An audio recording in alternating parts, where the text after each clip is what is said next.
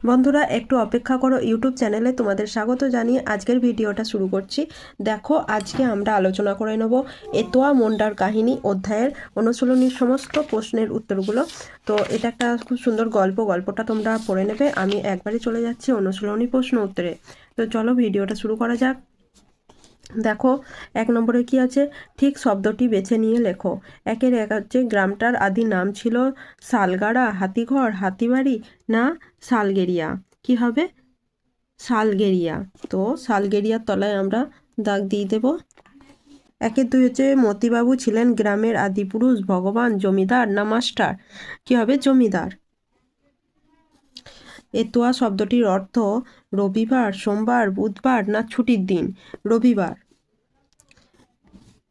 সুরভি ছিলেন একজন সর্দার, আদিবাসী রাজা, বনজীবী না যাত্রা শিল্পী। কোনটা হবে? আদিবাসী রাজা। ডুলুং সুবর্ণরেখা নামগুলি পাহাড়ের, ঝর্ণা, নদীর না গাছের। নদীর। 2 থেকে উপযুক্ত শব্দ বসিয়ে বাক্যটি সম্পূর্ণ করো। 2 আছে আর হাতিশালাটা ছিল। কি হবে? ড্যাশ। ড্যাশের জায়গায় কি হবে? পাথরের। তাহলে আমি এখানে লিখে দিচ্ছি পাথরের। এতোয়ার দাদু বলে এক সময়ে এটা ছিল ড্যাশ গ্রাম। কি গ্রাম? না আদিবাসী গ্রাম। আমি এখানে সাইডে লিখে দিচ্ছি আদিবাসী গ্রাম। 2-3 কি আছে, গাঁয়ের বুড়ো সর্দার ড্যাশ নাতিটার দিকে তাকায়। মঙ্গল। মঙ্গল নাতিটার দিকে তাকায়। 4 নম্বরে কি আছে, তবে জঙ্গল তো কি? তবে জঙ্গল তো মা। 2-5 কি আছে, ড্যাশ স্কুলের চালাঘরের কোল দিয়ে পথ। কি হবে? প্রাইমারি স্কুলের। প্রাইমারি স্কুলের। ঠিক আছে, এবার চলো 3 দাগের অর্থ লেখো। গর্জন মানে কি? গর্জন মানে হুঙ্কার। আমি এখানে সাইডে সাইডে লিখে দিচ্ছি, ঠিক আছে? হুঙ্কার। বাগাল। বাগাল মানে কি? রাখাল। গুঞ্জন। গুঞ্জন মানে গুনগুন শব্দ। গুন শব্দ। তারপরে দুলন্ত মানে দুলছে এমন।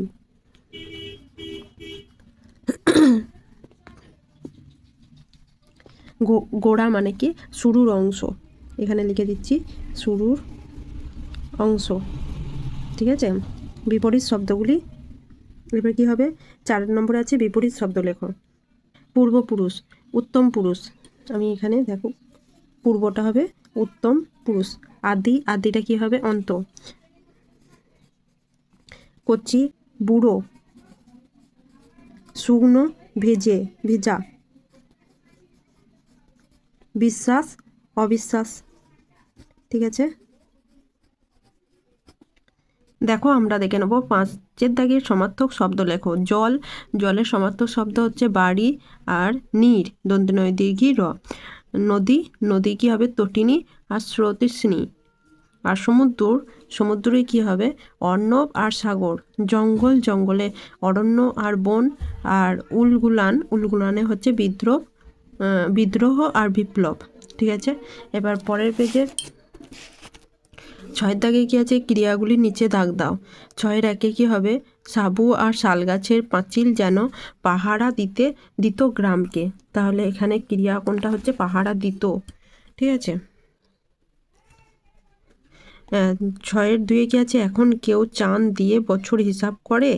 এখন কেউ চাঁদ দিয়ে বছর হিসাব করে, তাহলে হিসাব করাটা হচ্ছে ক্রিয়া। 6-3 কি আছে, ছোটনাগপুর ছাড়লাম। ছাড়লামটা হচ্ছে ক্রিয়া। 6-4 জঙ্গল নষ্ট করি নাই। তাহলে করিটা হচ্ছে ক্রিয়া। যে বাঁচার তাকে কেউ মারে। তাহলে এখানে ক্রিয়া কোনটা? দুটো আছে, বাঁচায় আর মারে। ঠিক আছে, দেখো 7 দাগে এখানে আছে 2টি বাক্য ভেঙে লেখো। একটি করে দেওয়া হলো।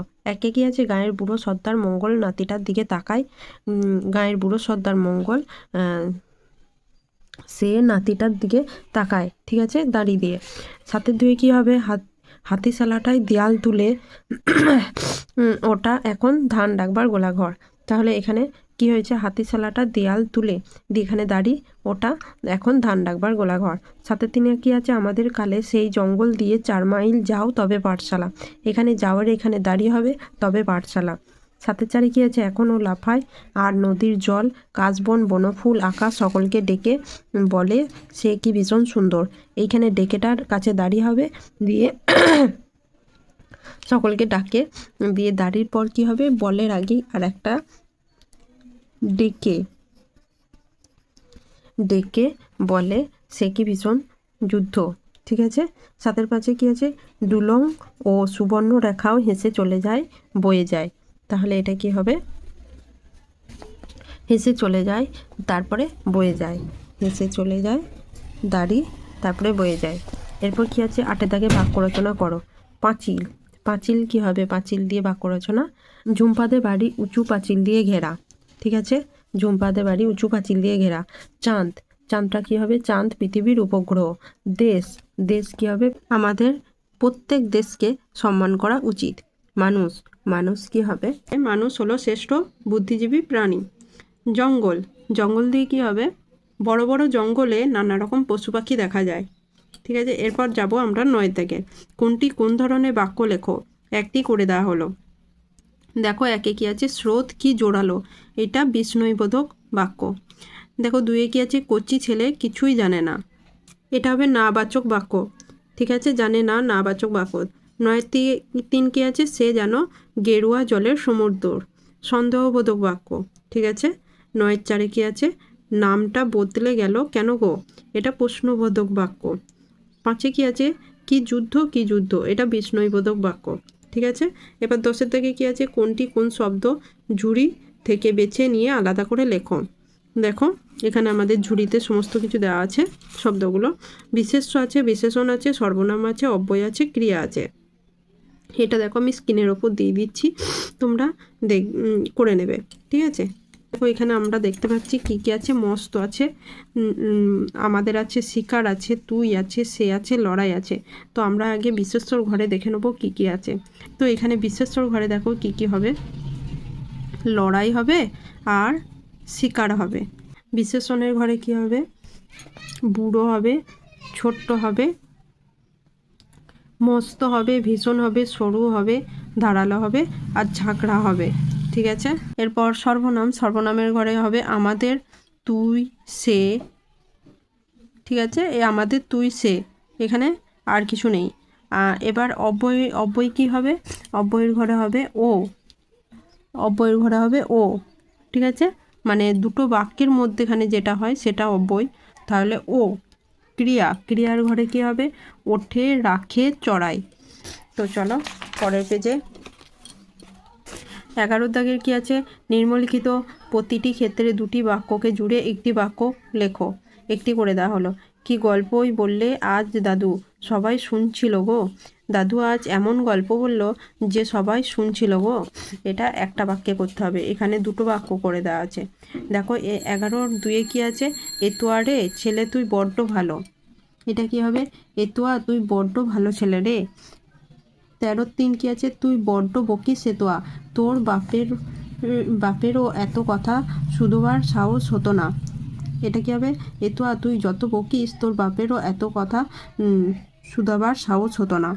4-টা কি আছে, বাবুরা এলো আমাদের সব নিয়ে এলো, বাবুরা এসে আমাদের সব নিয়ে গেল। 5-টা কি আছে, আদিবাসী আসছে মানুষ বাড়ছে, আদিবাসী আসায় মানুষ বাড়ছে। ঠিক আছে। এবার 12 দাগের কি আছে, এলোমেলো বর্ণগুলি সাজিয়ে অর্থপূর্ণ শব্দ তৈরি করো। এটা কি হবে, আদিবাসী, তারপরটা হবে সুবর্ণরেখা, তারপরেরটা হবে দরঙ্গাড়া, দরঙ্গাড়া, তারপরেরটা হবে পোড়ামাটি, তারপরেরটা হবে আদিপুরুষ। ঠিক আছে। 13 দাগের এলোমেলো শব্দগুলি সাজিয়ে অর্থপূর্ণ বাক্য তৈরি করো। 13 দাগে দেখো, এটা 1-টা হবে ওর কাজ গরু ছাগল চড়ানো, 2-টা হবে তারা তখন সনসন তীর ছোড়ে, 13-3 হবে আগে হাজার হাজার চাঁদ আগে, 13-4 হবে আর হাতিশালাটা ছিল পাথরে, 5-টা হবে গ্রামে তো প্রতি সপ্তাহে হাট বসে। ঠিক আছে। এরপর এখানে মহেশ্বেতা দেবী সম্পর্কে কিছু দেওয়া আছে, তোমরা এটা পড়ে রাখবে।